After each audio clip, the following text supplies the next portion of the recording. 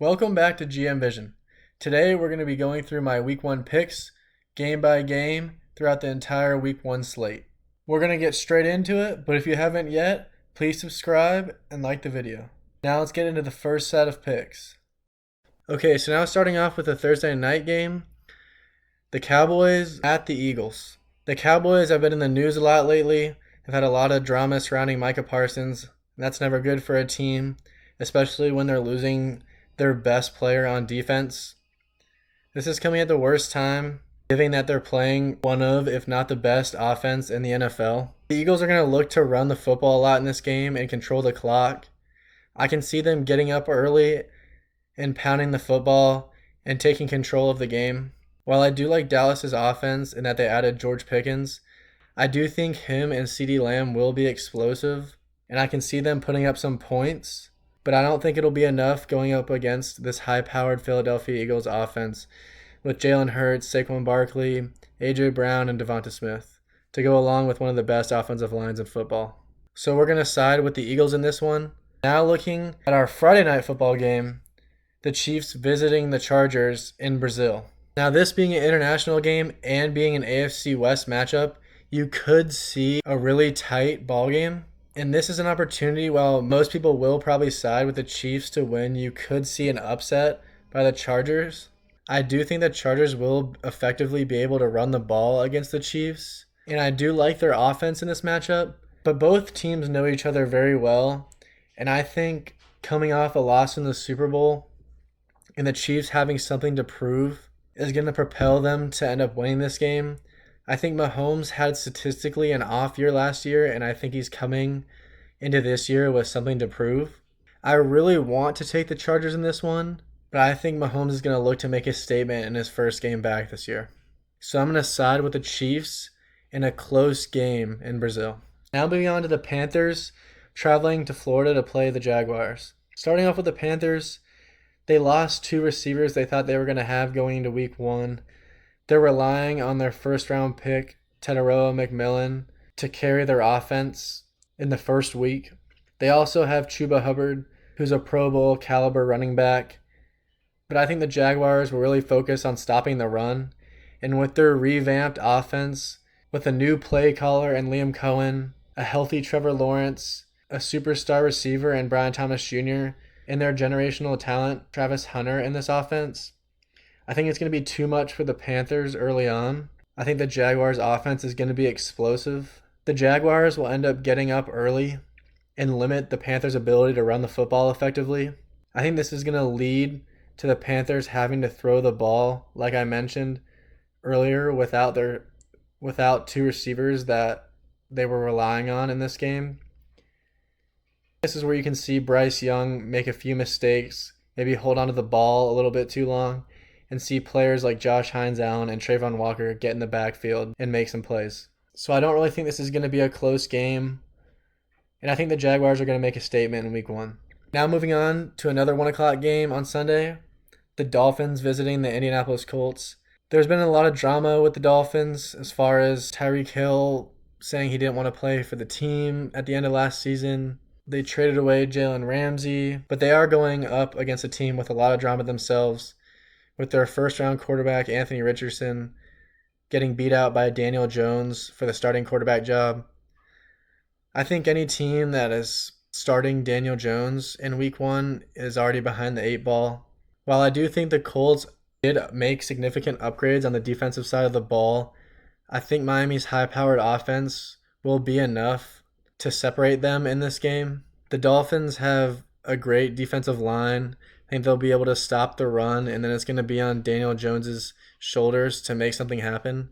I do think he will make some plays with his legs, but I think overall Miami's high-powered offense will get them up by a good amount in this game, causing the Colts to have to throw the ball, and I think that defensive line will get after Daniel Jones. So we're going to stick with the Miami Dolphins in this game. All right, now looking at the second slate of games. So now moving on to the Raiders at the Patriots. This is one of the hardest games for me to predict.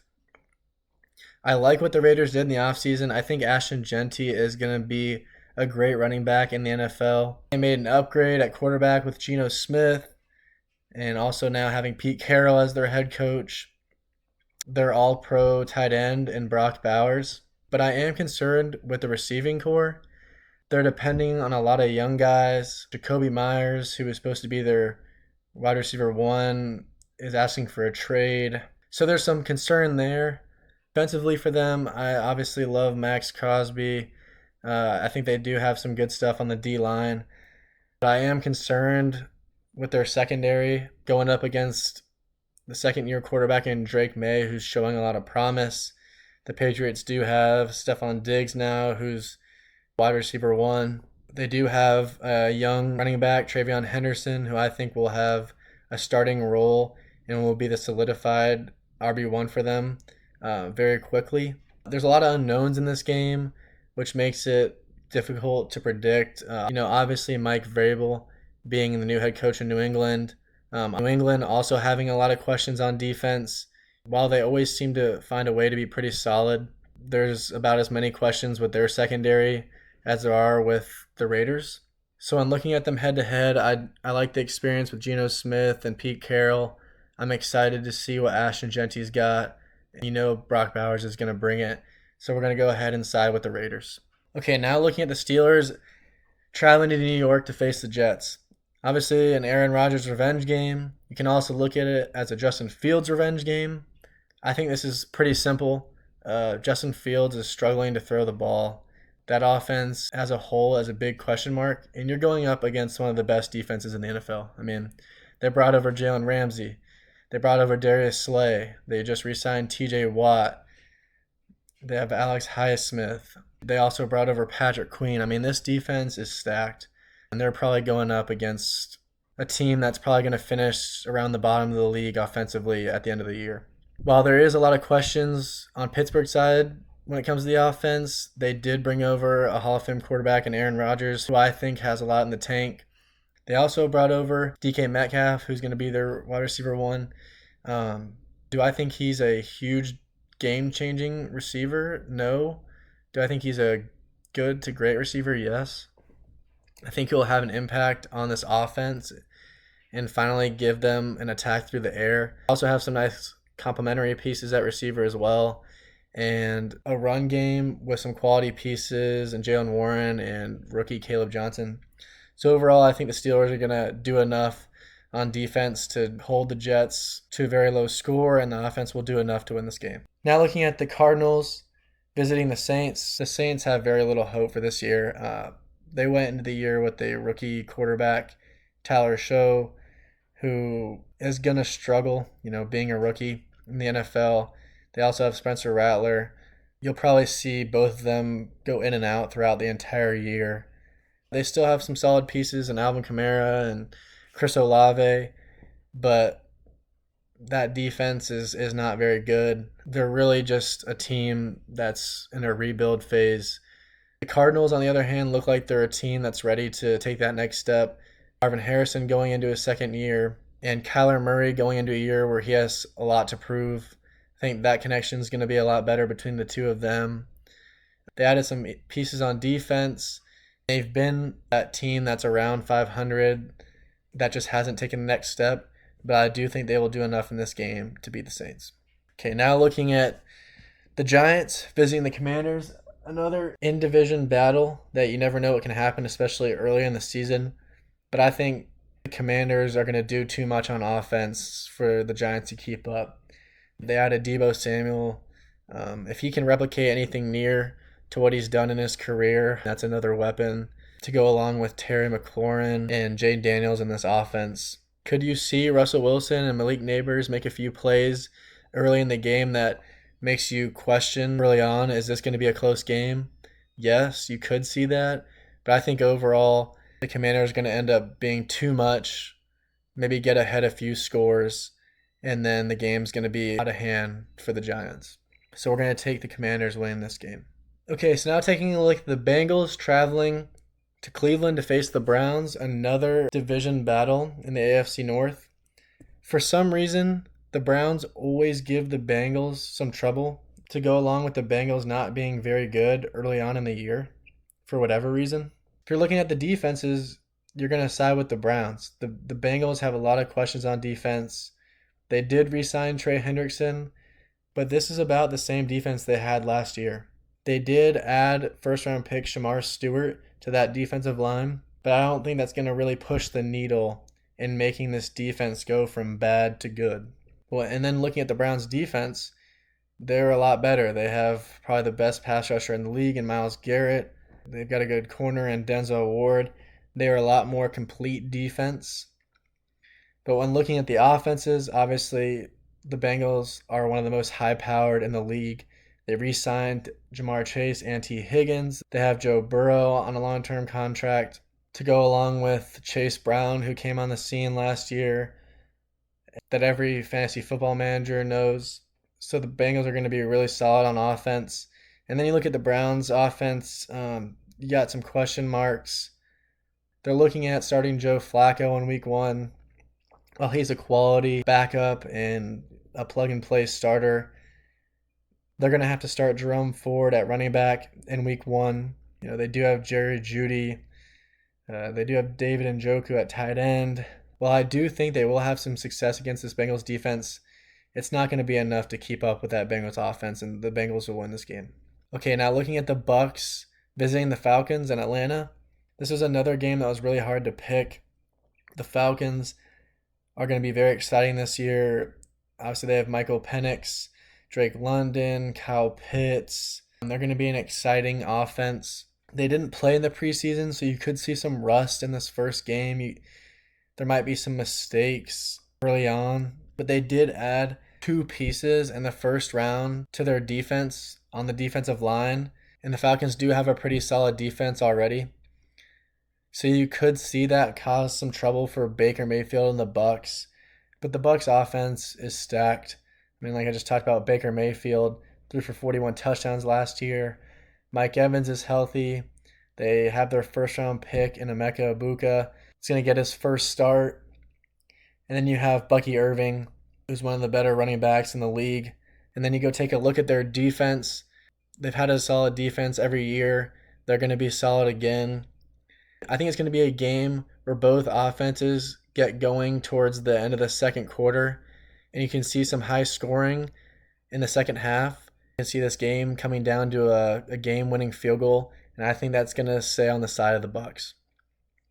Okay, now looking down to another divisional matchup with the San Francisco 49ers traveling to play the Seattle Seahawks. This is going to be another really interesting game. This one was one of the harder ones to pick this week. You got the Niners with a great defense like they always have. You have the Niners coming in with a healthy Christian McCaffrey who can single-handedly win them games.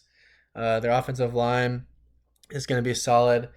Brock Purdy is a solid quarterback, but they are missing some players at the receiver position. Brandon Ayuk is not going to be out there. They traded Deebo Samuel. They're going to be depending on second-year receiver Ricky Pearsall and some of the other receivers in that core, traveling to Seattle, which is one of the best environments in all of professional football. And they're going to be going up against a really solid Seattle Seahawks defense. Mike McDonald, who's their coach, defensive-minded coach, he's going to have their guys ready to go. I think that is going to cause a lot of problems for the 49ers. And then you look at the Seahawks offense. Sam Darnold coming in there, can he have the same success that he had in Minnesota, in Seattle? I don't think so, but he does have a solid wide receiver 1 in JSN. He's going to have Kenneth Walker back there at running back. I think this is going to be a really close game, but I think the Seahawks are going to make that extra play to win the game. Then you have the Titans traveling to Denver to play in Mile High. I'm excited to see Cam Ward in this Titans offense, but he is going to play in one of the toughest places to play in all of the NFL at Mile High, and is going up against one of the best defenses in the NFL as well. He does have some weapons in Calvin Ridley.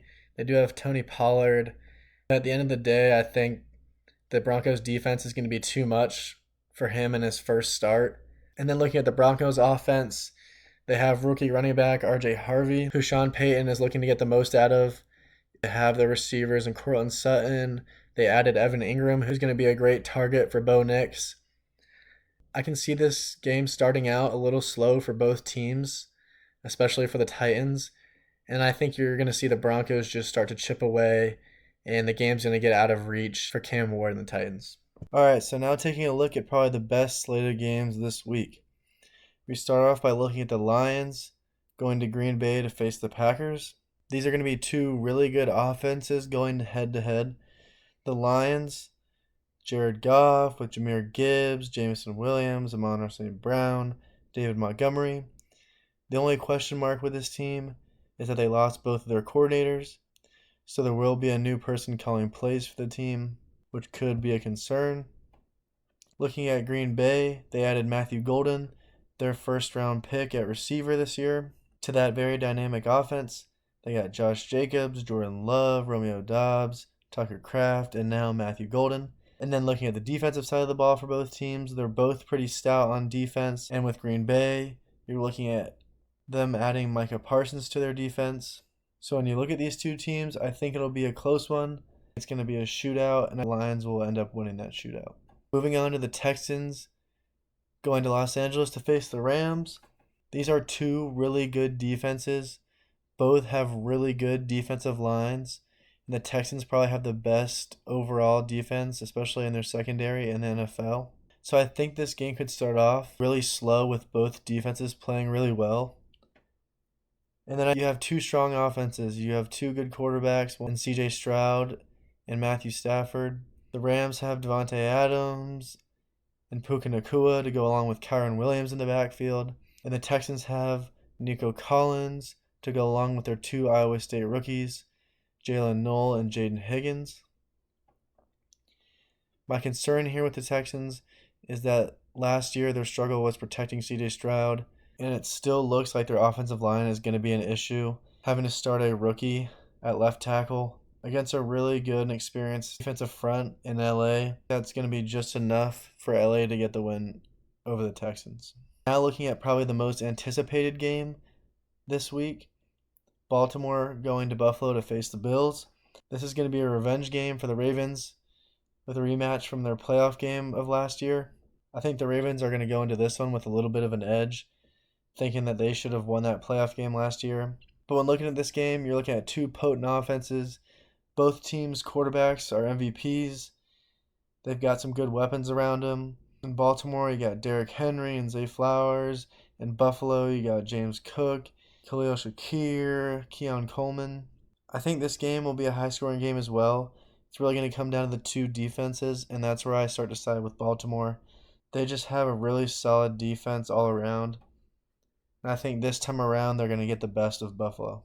Then looking at the final game of Week 1, you got Minnesota traveling to Chicago on a Monday night. This game is really interesting. You have a second-year quarterback in J.J. McCarthy who will be getting his first start in Chicago, which is no easy environment, going up against another second-year quarterback who actually got to play in his rookie year and has got that experience. Although this is a new offense for Caleb Williams now that Ben Johnson is their head coach and he'll be calling plays. While this is an upgrade for Caleb Williams, it's still the whole process of learning a new playbook and being comfortable in the system. So I think this game could get off to a slow start, with both offenses not having much experience together, whether it's a play caller or a new quarterback. And when looking at these defenses, I think the Bears have some more talent on that side of the ball, and I think that's eventually what's going to help them win this game. Playing in Chicago, everyone's expecting this offense to be more efficient and help Caleb Williams maximize his talents. I think you're going to get a peek into that, and the Bears are going to take this one. With that being said, that is all of my picks for Week 1. If you haven't already, like this video and subscribe. It goes a long way in helping this channel grow. Down in the comments, let me know which picks you agree with and which ones you disagree with. Let me know which games you're most excited for this week. So that's all I got for you, and I'll see you in the next one.